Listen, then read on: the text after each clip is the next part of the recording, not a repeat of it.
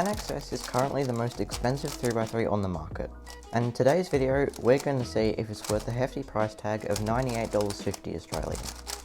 First off, let's look at the specs. This cube is 56mm, weighs just 67 grams, and is $98.50 from dailypuzzles.com.au. Now to kick off this review, let's take a look at the unboxing experience. With GAN puzzles, you really can't beat them. It comes in a hard shell box. The cube comes in this clear display box, and you also get an accessories box and a GAN XS card. In the accessories box, you get a tensioning tool, extra center caps for the GAN robot, a GAN bag, a pamphlet, and this one is for the GES and the magnet system. We'll talk about that a bit later. And finally, a pamphlet on how to solve the cube. And of course, you get the actual cube in this nice display box. Now let's move on to what this cube is mainly known for, its customization. Firstly, let's take a look at the magnet customization. Unlike the GAN X, these magnets can be adjusted just by moving them on the edge piece. No tool or extra magnets required, just long fingernails. I'm not sure if you can see, but I have the magnets on the strong setting, which is on the outside. The medium, which is in the middle, also works quite well, but for me the light magnets are just too weak.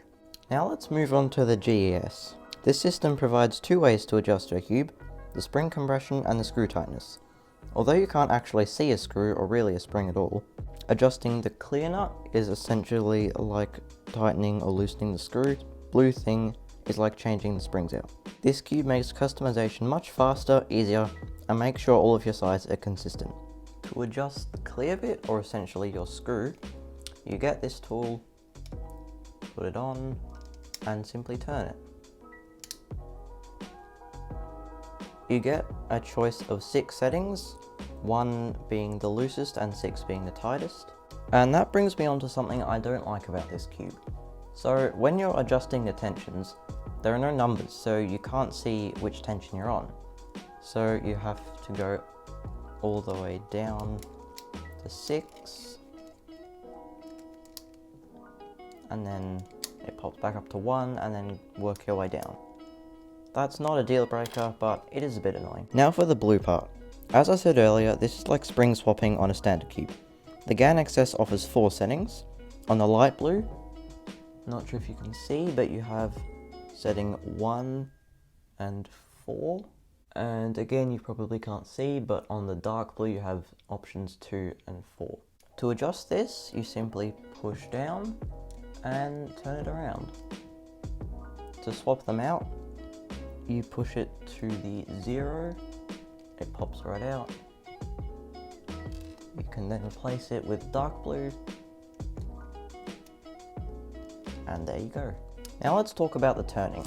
It feels like a GAN puzzle, of course, with the frosted plastic, fast turning, and extremely light feeling.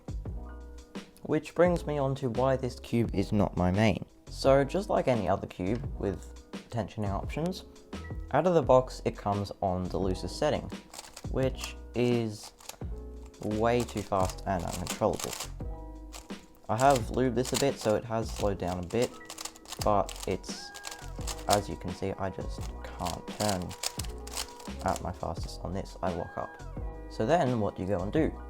You tighten it, and that is where the problem occurs.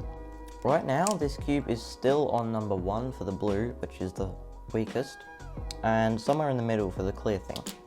So still on the loose side, and it just doesn't corner cut. So this is the Tengen version 1, 45 degrees, no problem.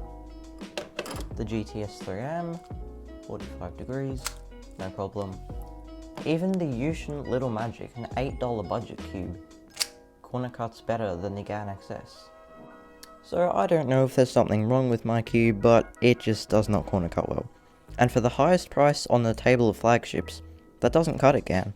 Alright, enough rambling. Apart from that, this cube is amazing. If the corner cutting was better, this cube would no doubt be my main. So fingers crossed GAN fixes that if they make the XS version 2. So who do I recommend this cube to? If you're an accurate turner and have plenty of cash to spend, I would hands down buy this.